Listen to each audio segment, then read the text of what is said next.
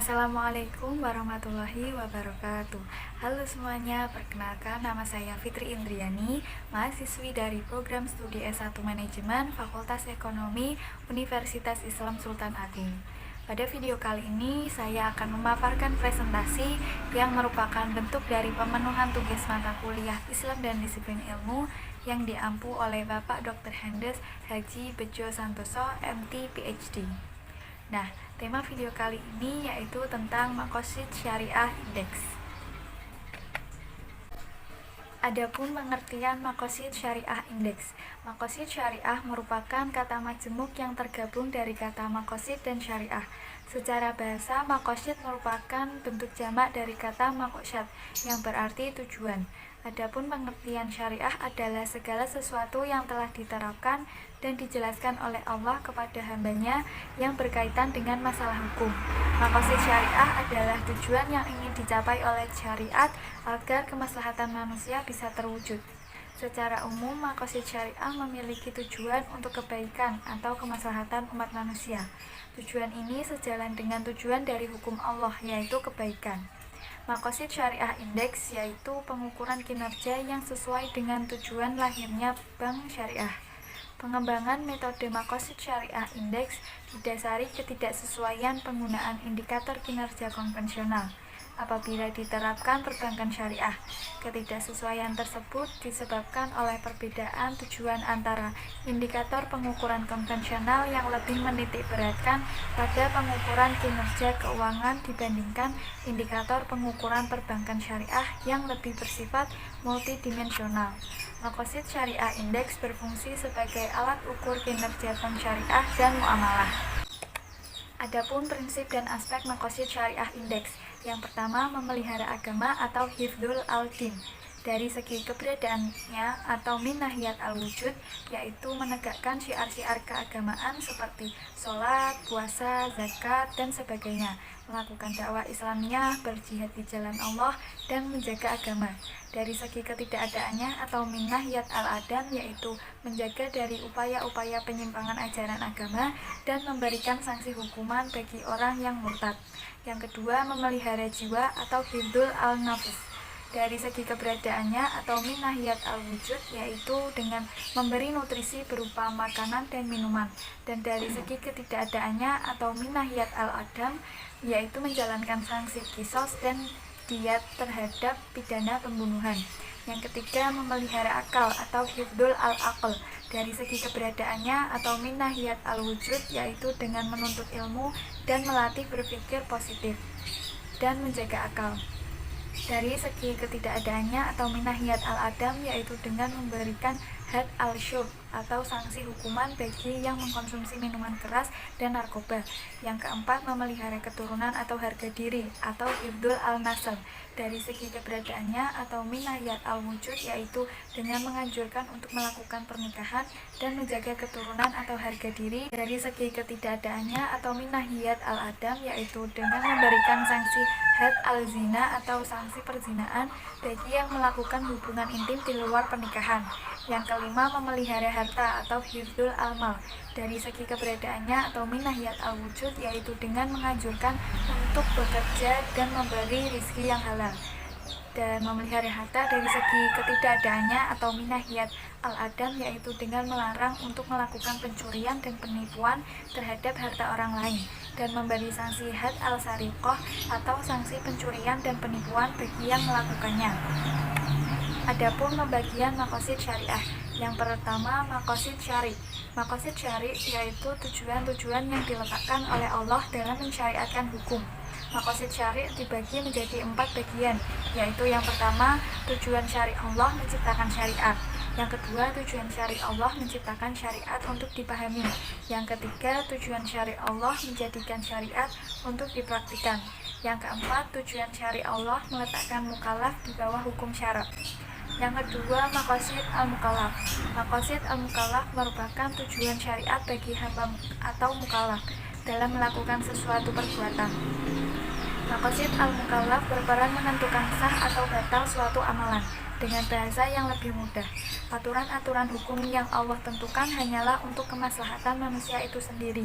Kemudian dibagi menjadi 3 bagian penting, yaitu yang pertama ad-daruriyat, yaitu sesuatu yang mesti ada demi terwujudnya kemaslahatan agama dan dunia. Apabila hal ini tidak ada, maka akan menimbulkan kerusakan, bahkan hilangnya hidup dan kehidupan, seperti makan, minum, sholat, saum, dan ibadah-ibadah lainnya. Yang kedua, al-hijaiyat, yaitu sesuatu yang sebaiknya ada agar dalam melaksanakannya leluasa dan terhindar dari kesulitan. Jika sesuatu ini tidak ada, maka ia tidak akan menimbulkan kerusakan atau kematian, hanya saja akan mengakibatkan masayakoh dan kesempitan. Yang ketiga, at-tasniyat, yaitu sesuatu yang sebaiknya ada demi sesuainya dengan akhlak yang baik atau dengan adat. Jika sesuatu ini tidak ada, maka tidak akan menimbulkan kerusakan, atau jika sesuatu itu hilang, tidak akan menimbulkan masyakoh dalam melaksanakannya. Hanya saja dinilai tidak pantas dan tidak layak menurut ukuran tata krama dan kesopanan. Adapun peran dan implementasi Maqasid Syariah Index. Maqasid Syariah menduduki posisi yang sangat penting dalam merumuskan ekonomi syariah, menciptakan produk-produk perbankan dan keuangan syariah. Pengetahuan Maqasid Syariah menjadi syarat utama dalam berijtihad untuk menjawab berbagai problematika kehidupan ekonomi dan keuangan yang terus berkembang. Dalam bank syariah, dalam hal ini dicontohkan Bank Muamalat Indonesia berupaya untuk selalu memperbarui produknya dengan berlandaskan Maqasid Syariah. Adapun produk-produk Bank Muamalat antara lain, pertama, pendanaan meliputi deposito dan tabungan mudharabah dan giro wadiah. Yang kedua, ada penyaluran dana meliputi segi konsumen atau dalam hal KPR dan dana haji, dan pembiayaan mudharabah dan musyarakah atau investasi dan modal kerja. Yang ketiga, jasa atau layanan meliputi internet banking dan transfer. Adapun pengukuran kinerja bank berdasarkan Maqasid Syariah Index. Yang pertama ada Talwid al-Fard atau pendidikan individu, meliputi hibah pendidikan, penelitian, pelatihan, dan publisitas.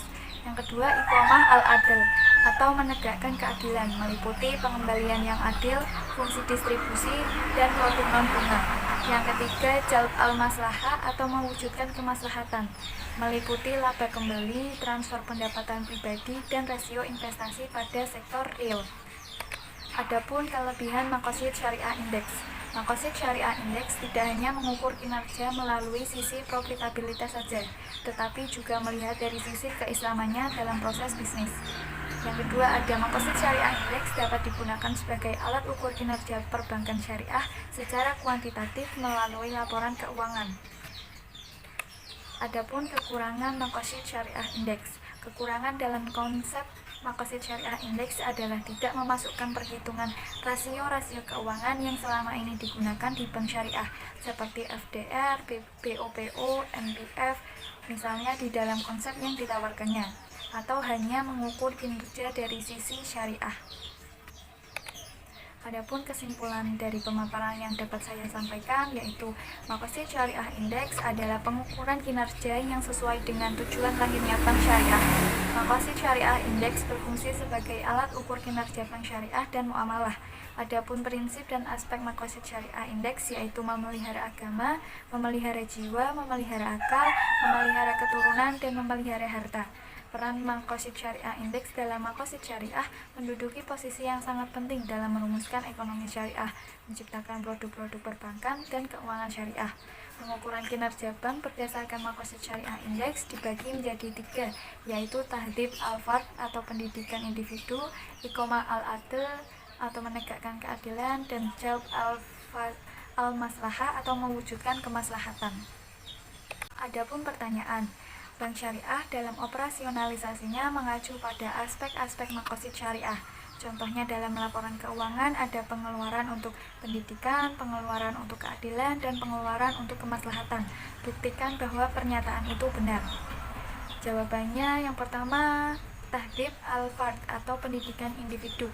Dimaksudkan bahwa Bank syariah harus melakukan pengembangan pengetahuan dan keahlian pada individu, sehingga nilai-nilai spiritual meningkat. Dalam hal ini, agar setiap muslim bisa menjadi sumber kebaikan, bukan sumber keburukan bagi masyarakat lingkungannya. Untuk itu, pendidikan ini terbagi menjadi dua, yaitu pendidikan bagi pihak internal dan eksternal bank syariah.